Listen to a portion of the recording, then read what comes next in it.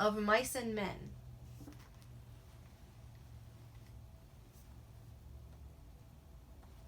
Chapter 2, Part 2.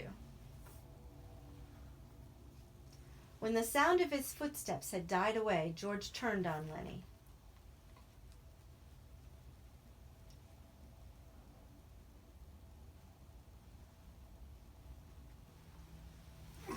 So you wasn't gonna say a word.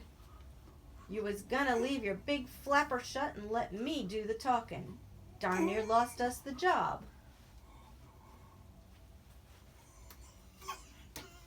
Lenny stared hopelessly at his hands. I forgot, George. Yeah, you forgot.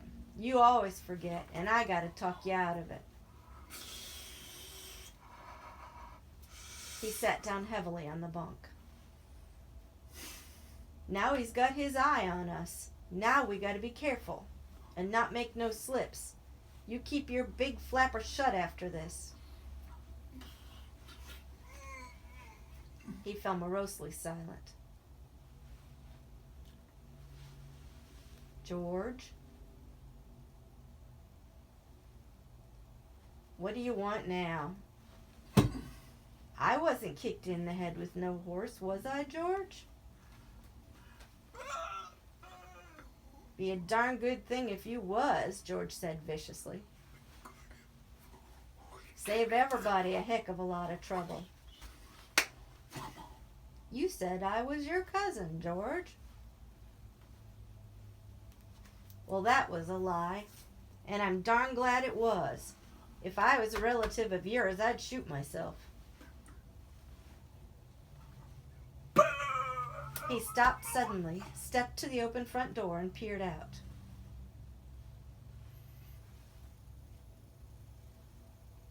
Say, what the heck you doing listening?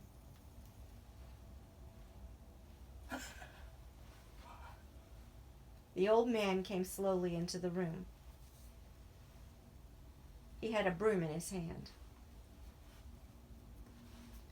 And at his heels there walked a drag-footed sheepdog, gray of muzzle and with pale blind eyes.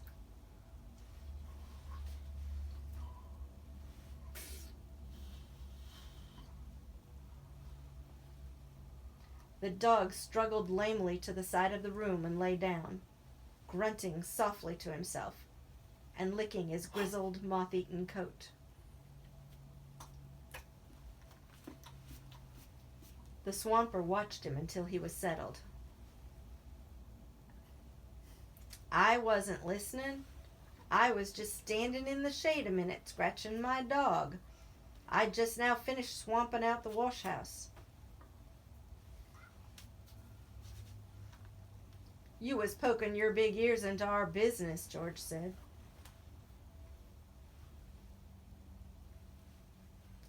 I don't like nobody to get nosy. The old man looked uneasily from George to Lenny and then back. I just come there, he said. I didn't hear nothing you guys was saying. I ain't interested in nothing you was saying. A guy on a ranch don't never listen, nor he don't ask no questions.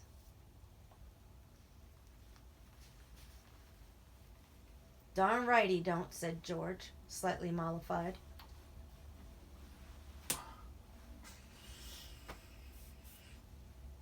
Not if he wants to stay working long.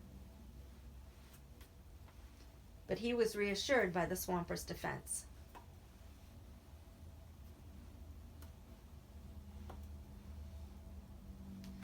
Come on in and sit down a minute, he said. That's a heck of an old dog.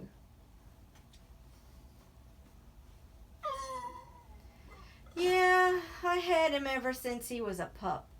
Goodness, he was a good sheepdog when he was younger.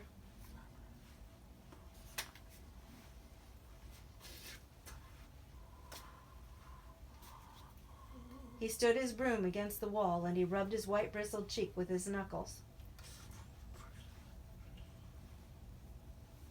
How'd you like the boss? He asked.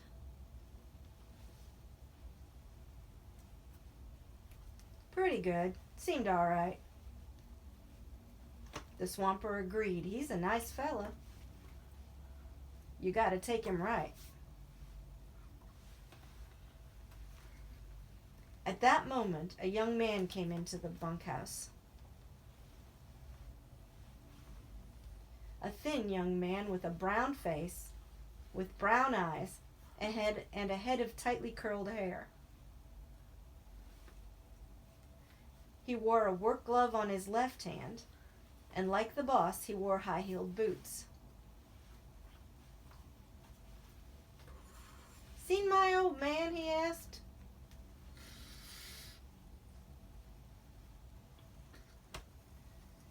The swamper said, "He was here just a minute ago, Curly. Went over to the cookhouse, I think."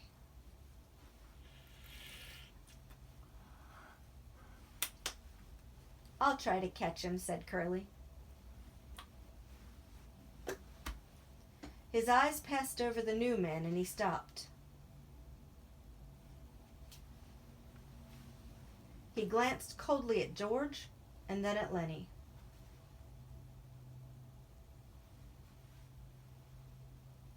His arms gradually bent at the elbows and his hands closed into fists. He stiffened and went into a slight crouch.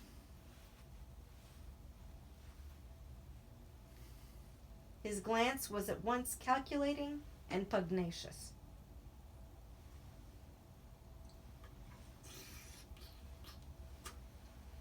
Lenny squirmed under the look and shifted his feet nervously.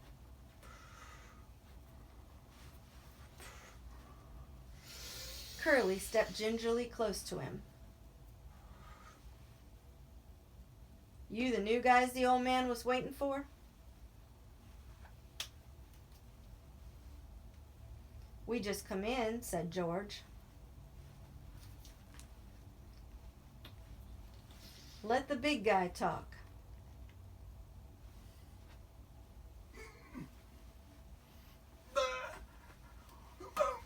Lenny twisted with embarrassment.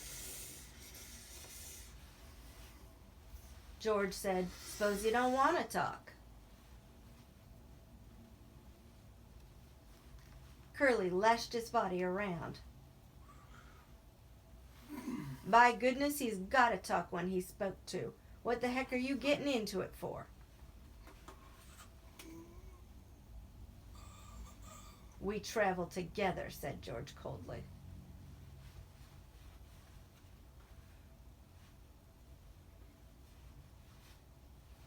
"Oh, so it's that way." George was tense and motionless. "Yeah, it's that way." Lenny was looking helplessly to George for instruction. "And you won't let the big guy talk, is that it?"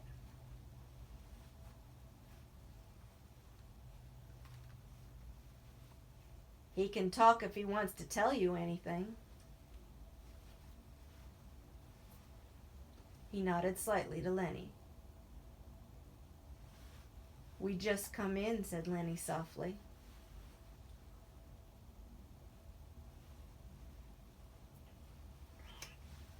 Curly stared levelly at him. "Well, next time you answer when you're spoke to." He turned toward the door and walked out, and his elbows were still bent out a little.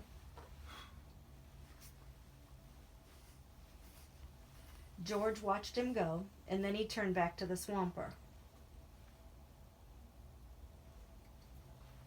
"Say, what the heck's he got on his shoulder? Lenny didn't do nothing to him." The old man looked cautiously at the door to make sure no one was listening.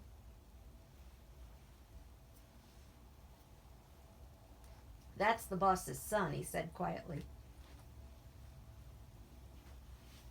"Curly's pretty handy. He done quite a bit in the ring. He's a lightweight and he's handy." "Well, let him be handy," said George. You don't have to take after Lenny. Lenny didn't do nothing to him. What's he got against Lenny? The swamper considered.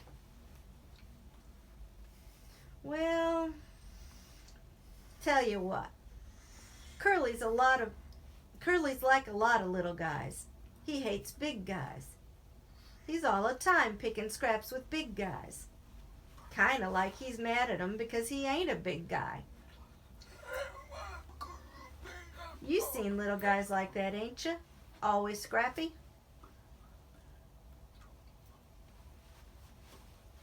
Sure, said George. I seen plenty tough little guys. But this Curly better not make no mistakes about Lenny. Lenny ain't handy, but this Curly punk is gonna get hurt if he messes around with Lenny.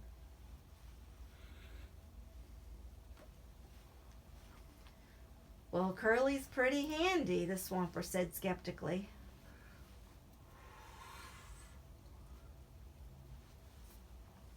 Never did seem right to me. Suppose Curly jumps at a big guy and licks him. Everybody says what a game guy Curly is. And suppose he does the same thing and gets licked.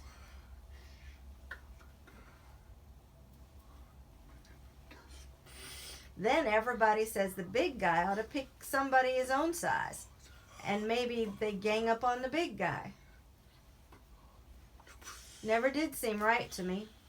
Seems like Curly ain't giving nobody a chance.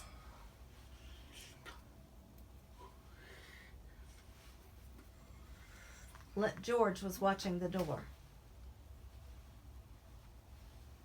He said ominously, well, he'd better watch out for Lenny.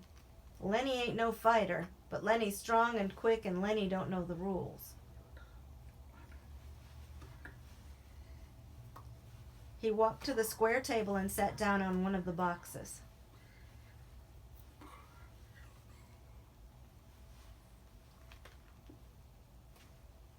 He gathered some of the cards together and shuffled them.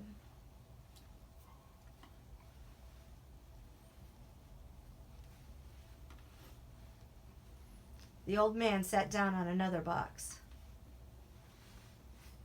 Don't tell Curly I said none of this. He'd slough me. He just don't give a darn. Won't ever get canned 'cause his old man's the boss.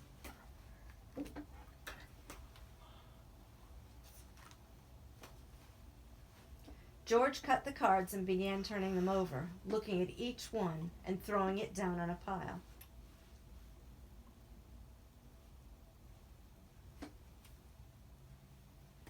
He said, this guy Curly sounds like an SOB to me.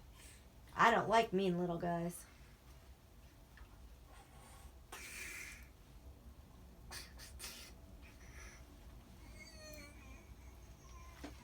Seems to me like he's worse lately, said the swamper. He got married a couple of weeks ago. Wife lives over in the boss's house. Seems like Curly is cockier than ever since he got married.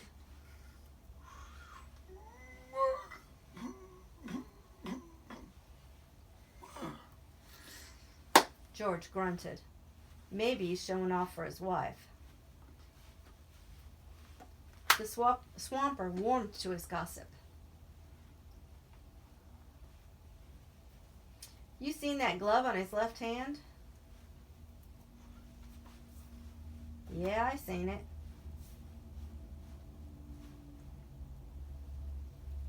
Well, that glove's full of Vaseline.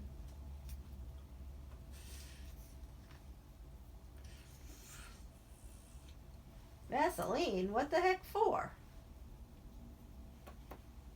Well, I tell you what. Curly says he's keeping that hand soft for his wife. George studied the cards absorbedly. That's a dirty thing to tell around, he said. The old man was reassured.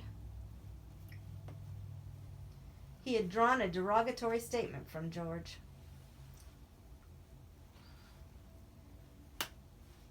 He felt safe now, and he spoke more confidently. Wait till you see Curly's wife. George cut the cards again and put out a solitaire lay, slowly and deliberately.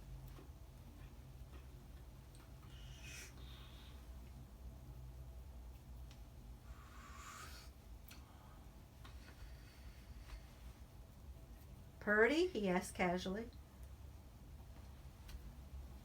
Yeah, Purdy, but... George studied his cards. But what? Well, she got the eye. Yeah? Married 2 weeks and got the eye? Maybe that's why Curly's pants is full of ants.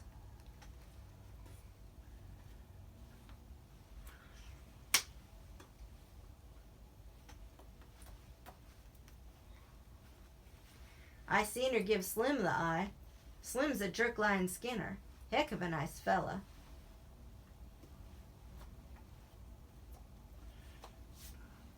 Slim don't need to wear no high-heel boots on a grain team. I seen her give Slim the eye.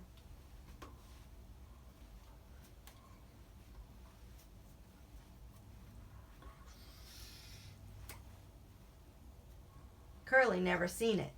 And I seen her give Carlson the eye.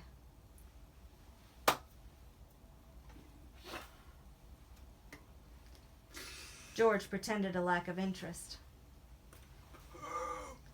Looks like we was gonna have fun. The swamper stood up from his box. Know what I think? George did not answer. Well, I think Curly's married a tart.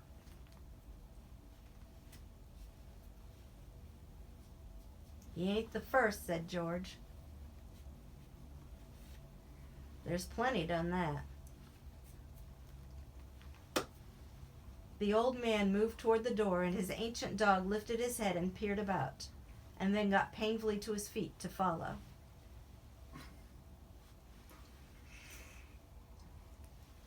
I gotta be setting out the wash basins for the guys.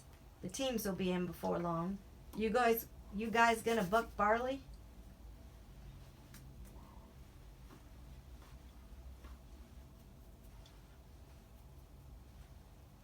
Yeah. You won't tell Curly nothing I said.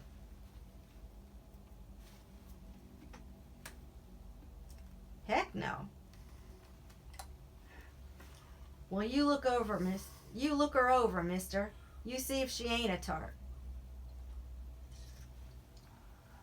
He stepped out the door into the brilliant sunshine.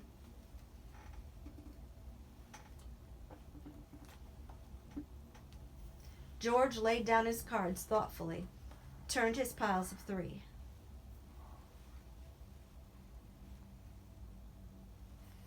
He built 4 clubs on his ace pile.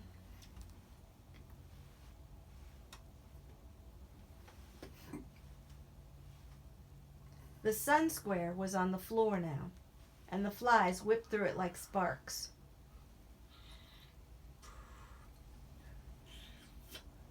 A sound of jingling harness and the croak of heavy-laden axles sounded from outside.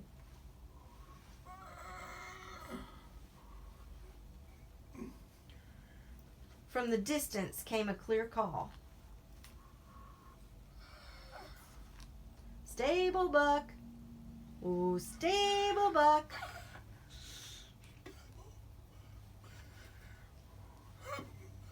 And then, where the heck is that darn black guy?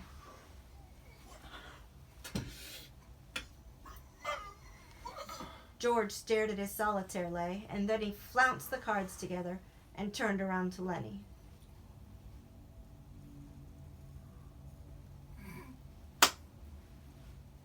Lenny was lying down on the bunk watching him.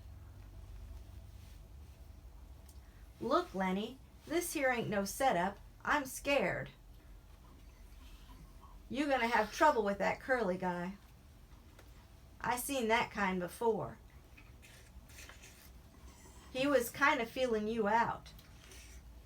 He figures he's got you scared and he's gonna take a suck at you the first chance he gets. Lenny's eyes were frightened. I don't want no trouble, he said plaintively. Don't let him sock me, George. George got up and went over to Lenny's bunk and sat down on it.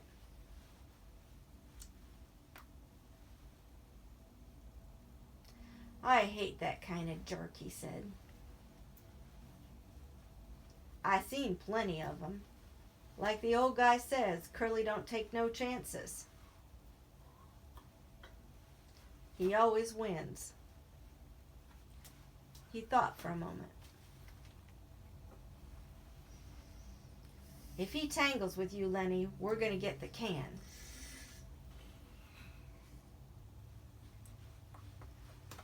Don't make no mistake about that. He's the boss's son. Look, Lenny, you try to keep away from him, will ya?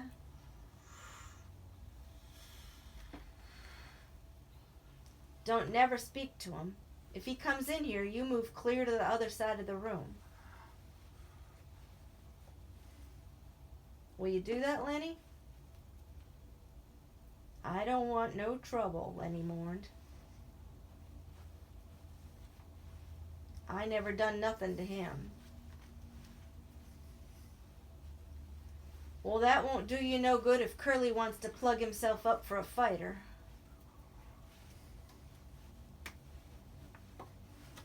Just don't have nothing to do with him. Will you remember? Sure, George. I ain't gonna say a word.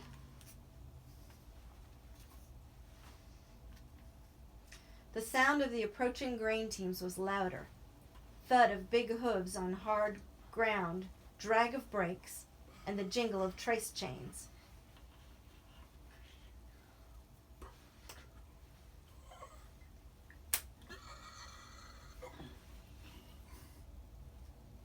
Men were calling back and forth from the teams.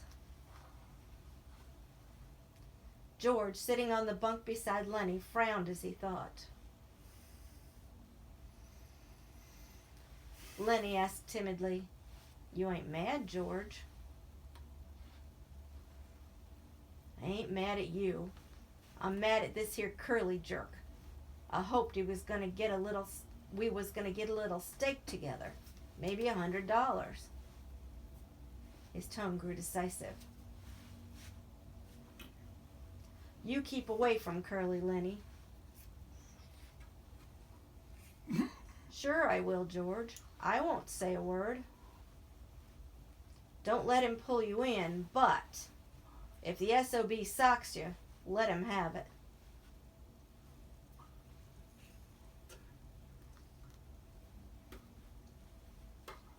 Let him have what, George?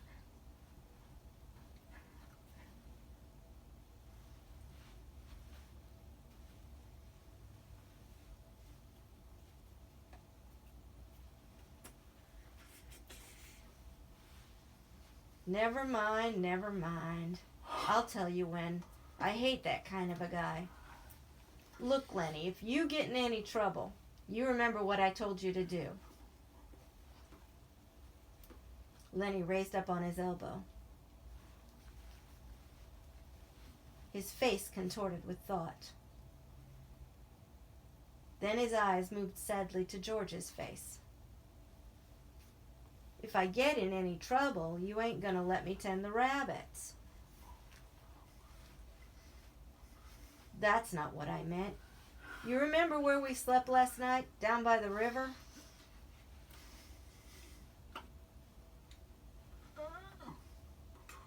Yeah, I remember.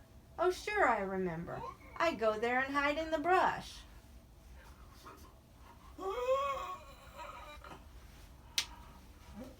Hide till I come for you. Don't let nobody see you. Hide in the brush by the river. Say that over.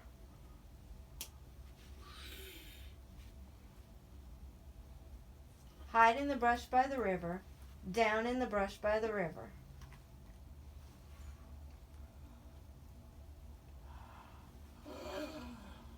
If you get in trouble. if I get in trouble. A brake screeched outside.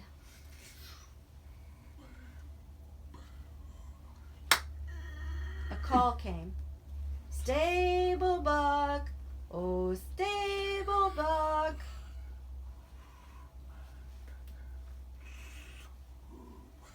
George said, say it over to yourself, Lenny, so you won't forget it.